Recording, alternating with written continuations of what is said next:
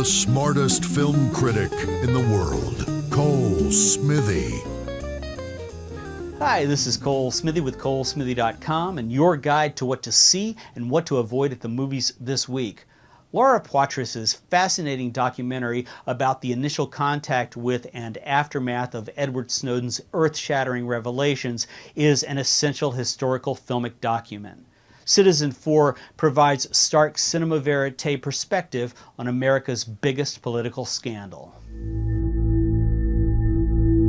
Laura, at this stage I can offer nothing more than my word. I am a senior government employee in the intelligence community. In the spring of 2013, using the cryptic username Citizenfour, Snowden reached out to political documentarian Poitras and Guardian reporter Glenn Greenwald for their journalistic assistance in digesting, prioritizing, and disseminating the chilling records of the NSA's massive surveillance and data harvesting programs he discovered and exfiltrated while working for Booz Allen Hamilton as an NSA contractor with top-secret security clearance. Citizenfour does a good job of clarifying how the NSA's invasive methods of mass public and private scrutiny have altered the way Americans travel, speak, think, and express themselves. Purchasing a Metro card in New York City's subway system links all of your purchases to your exact location, travel points, and purchases for law enforcement to paint your character and behavior with whatever brush they choose. Circumstantial evidence be damned.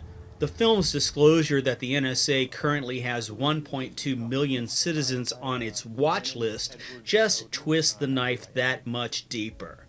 The heart of Citizenfour relies on candid conversations and private moments with Snowden during the 8 days he spent in Hong Kong's Mira Hotel in early June of 2013 awaiting asylum. It was here that Snowden met with Greenwald, Poitras, and Guardian intelligence reporter Ewan McCaskill to supply them with the politically explosive records and walk the journalists through the process of deciphering them and keeping them safe. From an insider perspective, this is juicy stuff.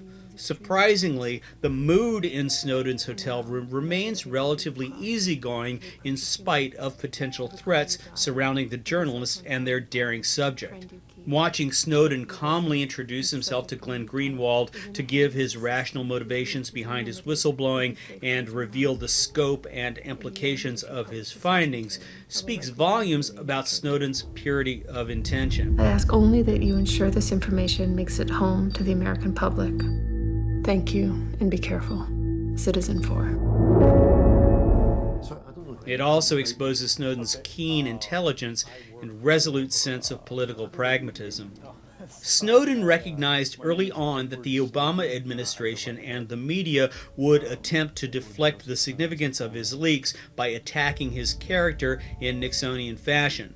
For once, the spooks got much more than they bargained for. In his claustrophobic hotel room, Snowden's fearlessness is unmistakable.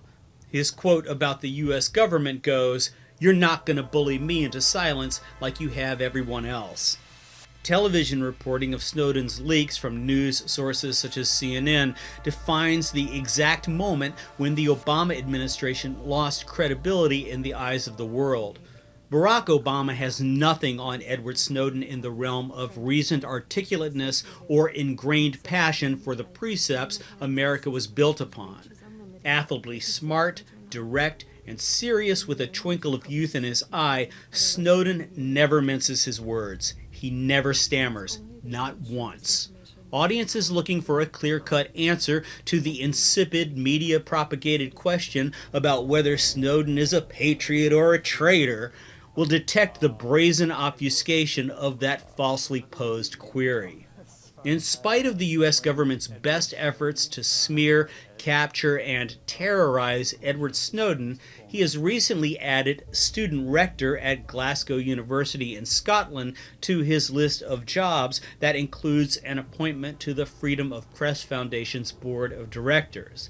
Add to that the fact that Snowden's girlfriend of 10 years, Lindsay Mills, now lives with him in domestic bliss in Russia, and you can glimpse the waters of sea change upon which other whistleblowers will certainly follow. My name is Edward Snowden. I go by Ed. Edward Joseph Snowden's the full name. The fight for freedom lies in castrating a global corporate political surveillance system drunk on its own power. Citizenfour is instructive about how that fight is being conducted and preserved. I give this almost perfect documentary an A-.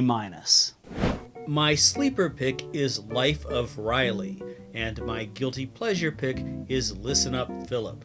My must-have DVDs are One Day Pina Asked from Icarus Films, Y Tu Mama Tambien from Criterion, and The Innocents, also from the Criterion Collection. A spider's touch, such a cold finger. It took until the third installment of the Ian Fleming-based James Bond movie franchise for its identity to crystallize. Gold. All over. She died of skin suffocation. It's been known to happen to cabaret dancers. Following on the successful heels of Dr. No from 1962 and From Russia with Love 1963, both directed by Terrence Young, Sean Connery's early mentor for the urbane leading role, Goldfinger marked a significant upgrade in production values that would make everything about the franchise iconic. Female characters would be sexier and more dangerous, yet also more likely to die. Goldfinger's introduction of Pussy Galore, played by Honor Blackman, sent a powerful signal. Exotic set pieces would be epic in scale. The series' signature nuanced tone, straddling dualities such as dry humor and outrageous danger, would be more pronounced. John Barry's unforgettable theme, sung by the incomparable Shirley Bassey, created a long-standing tradition of James Bond theme songs becoming chart-topping hits. Budgeted at more than the cost of the first two films combined, Goldfinger launched the ritual of beginning each subsequent Bond film with a standalone mission sequence for the fictional British MI6 agent, known by his code number 007, to show off his stuff. Other customs followed. An assignment meeting with British Secret Service head M allows for the otherwise autonomous Mr. Bond to have his feathers clipped while being informed of his latest mission.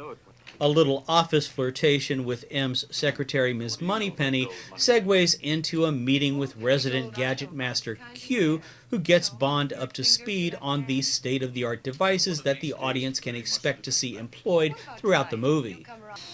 It's not every spy that can arrive on an island in a wetsuit, blow up a South American drug lab, strip down to a white tux, and seduce a villainess who must be sacrificed to save his own skin, all without breaking a sweat, as Bond does in Goldfinger.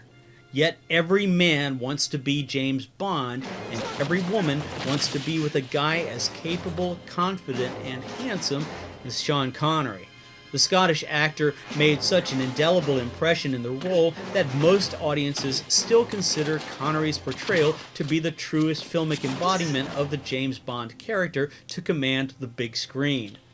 A pay dispute between Terrence Young and the franchise's notoriously selfish producers, Albert R. Broccoli and Harry Saltzman, opened the door for French-born English director Guy Hamilton to helm Goldfinger, a story based on Ian Fleming's seventh novel in his 16-story James Bond series. 007's mission is to foil international gold smuggler Auric Goldfinger. The treacherous villain uses a trafficking technique later employed by the real-life heroin smugglers represented in William Friedkin's The French Connection, whereby illicit goods are stashed in the body of a large car. Goldfinger's plan to rob the United States Bullion Depository at Fort Knox arrives at Bond's eavesdropping ear in an outrageous set piece of exposition wherein the German mastermind enlightens the heads of America's regional mafias before killing them via poison gas. The not-so-subtle nod to Hitler was not lost on audiences at the time.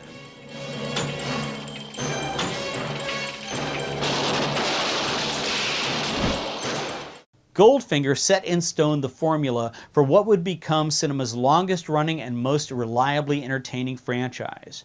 Regardless of how many James Bond installments have come since, Goldfinger retains its reputation as the best of the bunch. Thanks for watching, and visit ColeSmithy.com for more.